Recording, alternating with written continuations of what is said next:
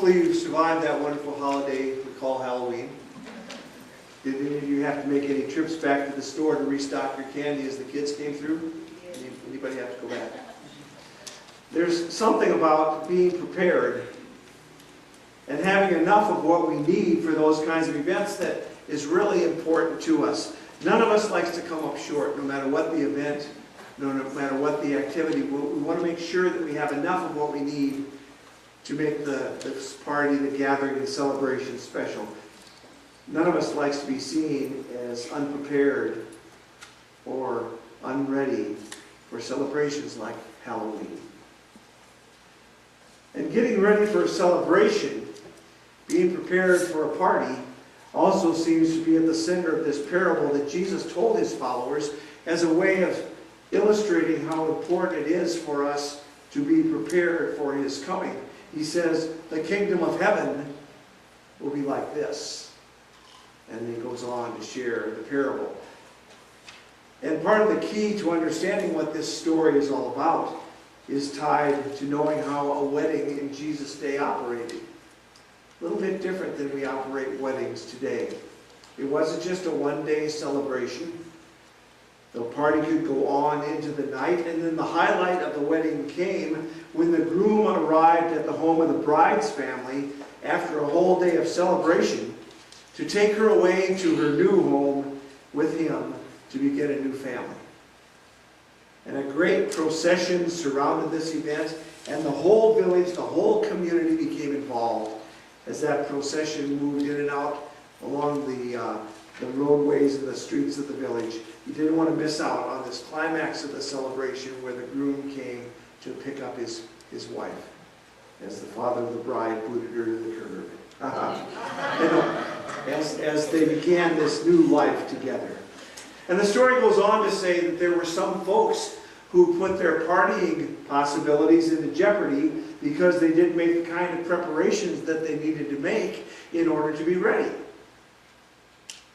Apparently, these wedding affairs were not real tightly scripted. They didn't have wedding coordinators at that day that said, okay, at 10:15 this is going to happen, at 10:30 this is going to happen, and the prelude will start here, and it's going to take 10 minutes for the bride to get from there. No.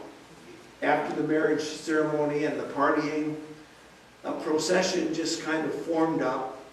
The groom headed it. As I said, it wound its way through town to the bride's house.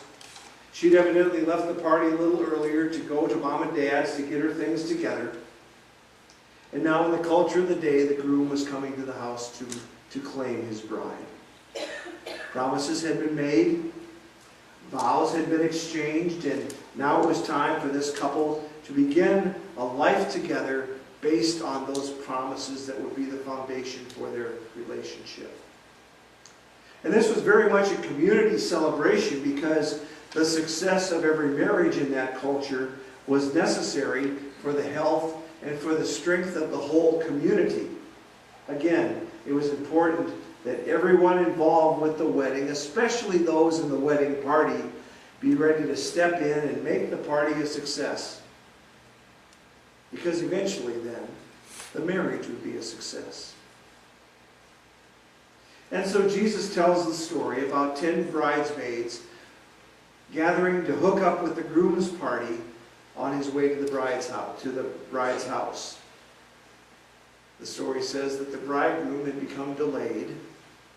We don't know if the party really took off a little bit more after the bride left or not. But as the night wore on and the hours passed, the lamps that these bridesmaids carried started to flicker and dim, and they started to run short on fuel.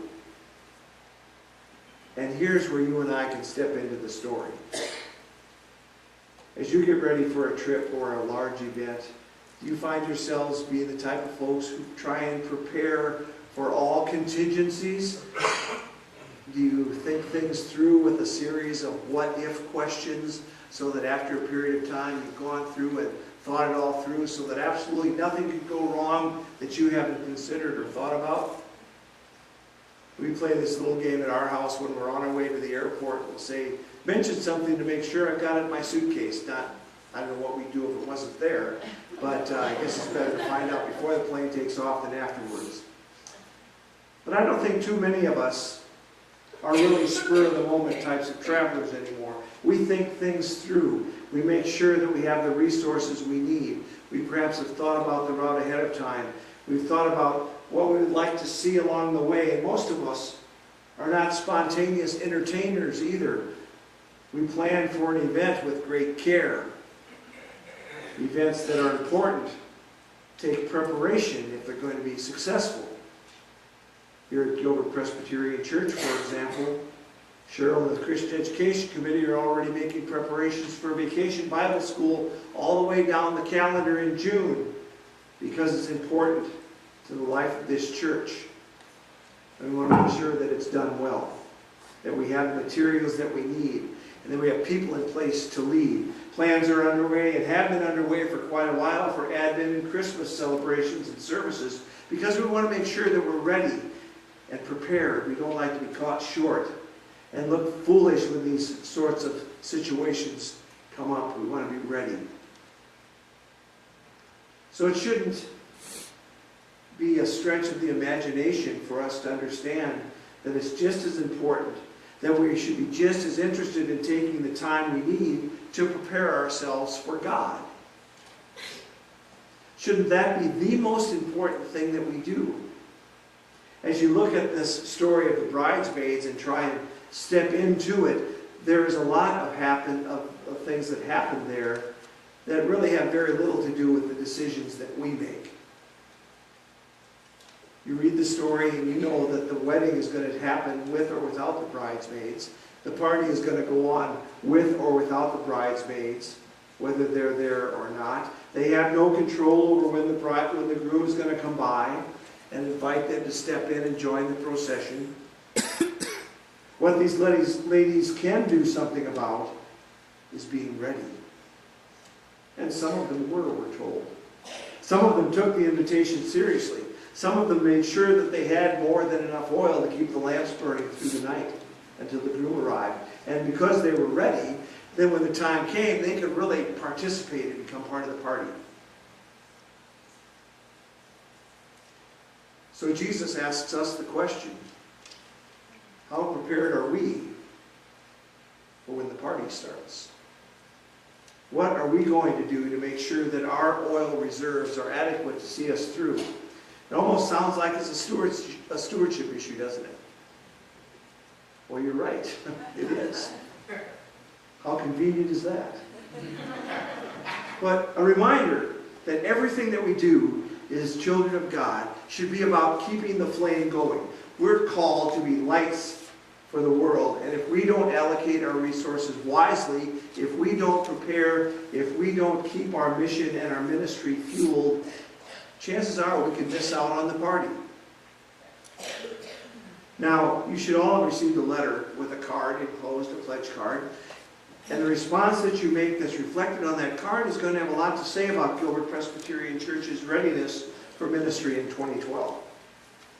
And I'm already in a mood to celebrate because I firmly believe that there is no shortage when it comes to God's grace and God's love for us.